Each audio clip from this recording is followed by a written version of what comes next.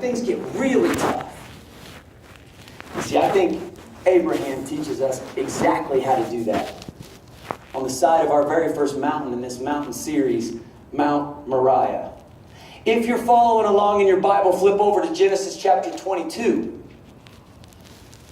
I'm going to bypass it. I'll give you the cliff notes. A lot has happened since Genesis 12, where God said, I'm going to change the world, and I'm going to start a nation, and I'm going to change you, and I'm going to make your name great. That was all chapter 12. We're all the way now over to chapter 22. God's done all kinds of miracles in their family's life. He blessed them with a child, and it was nothing short of a miracle, because when they had this child, Abraham was 100 and Sarah was 90. That's a straight up miracle. The only people who have kids that old is Abraham and Chad, okay? And as a church family, I say we just keep praying that blessing of children into his life, that they would continue to be fruitful and multiply. Sorry, Rachel, but go get them. In Genesis 22, it starts to get real difficult to keep obeying God. Watch this. Sometime later, God tested Abraham.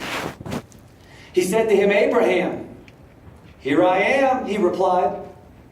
Then God said, take your son, your only son, whom you love, Isaac, and go to the region of Moriah. Sacrifice him there as a burnt offering on a mountain I will show you. What? This sounds just crazy. And I started thinking this week, what's the craziest thing on the planet that God could ask me to do? This has to be it. What? Sacrifice my son as a burnt offering? You gave him to me. That's who the promise runs through. None of this makes sense. And it starts to get, if you sit here and try and figure this out, it starts to get real offensive. And you start to question God and his motives and his goodness and his love, and the whole thing gets off.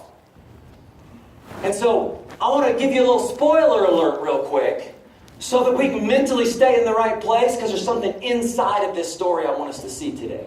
Spoiler alert. Now, Abraham doesn't know any of this, okay? But I want you to know it so you can rest, bring your heart rate back down, so we can keep moving. Nothing happens to Isaac.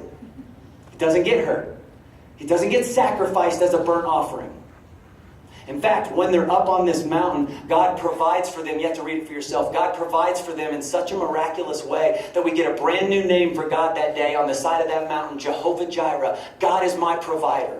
They go up on this mountain. All Abraham knows is I'm following God, and it doesn't make sense. He doesn't know how it's going to turn out. He doesn't know God's doing miracles. He doesn't know that God's going to provide. He doesn't know that this is crazy. God is actually just asking him to be obedient, because he's creating a visual